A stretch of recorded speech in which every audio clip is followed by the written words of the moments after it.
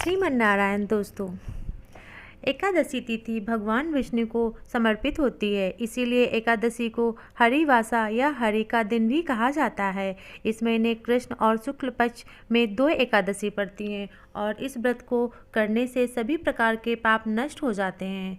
एकादशी स्वयं विष्णु प्रिय है, इसीलिए इस दिन व्रत, जप, तप, दान, पुण्य करने से प्राणी श्री हरि का सानिध्य प्राप्त होता है और जीवन मरण के बंधन से मुक्त होकर मोक्ष को प्राप्त करता है।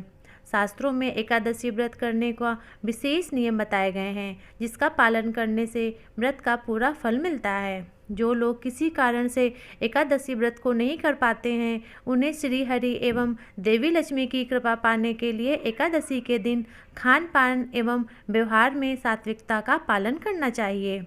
क्यों नहीं खाते हैं चावल?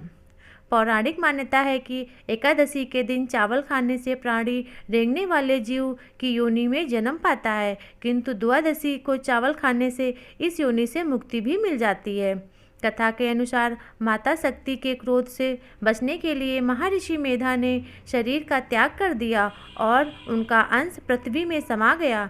चावल और जौ के रूप में महर्षि मेधा उत्पन्न हुए, इसीलिए चावल और जौ को जीव माना जाता है। जिस दिन महर्षि मेधा का अंश पृथ्वी में समाया, उस दिन एकादशी तिथि थी, अतः उनको जीव रूप मानते हुए एकादशी को भोजन के रूप में ग्रहण करने से परहेज किया गया है, ताकि सात्विक रूप से विष्णु प्रिया एकादशी का व्रत संपन्न हो सके। क्या है महात्मिकता? ज्योतिष मान्यता के अनुसार चावल में जल तत्व की मात्रा अधिक होती है। जल पर चंद्रमा का प्रभाव भी अधिक पड़ता है। चावल खाने से शरीर में जल की मात्रा अधिक बढ़ती है।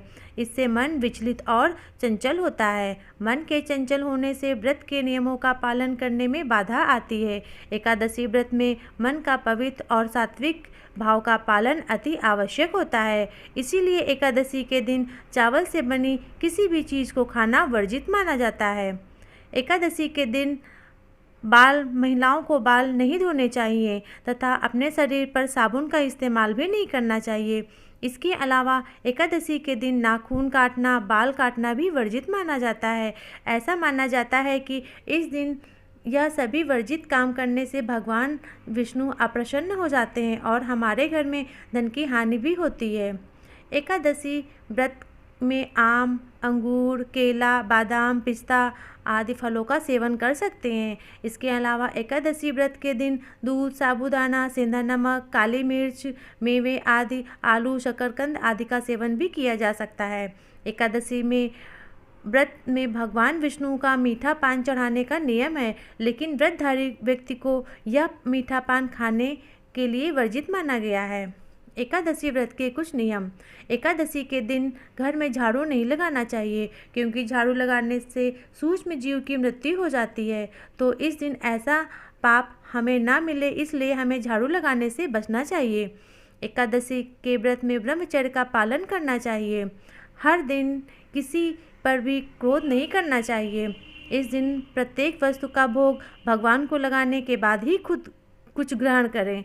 इस दिन ब्राह्मणों को या जरूरतमंद लोगों को दान दक्षिणा अवश्य देना चाहिए।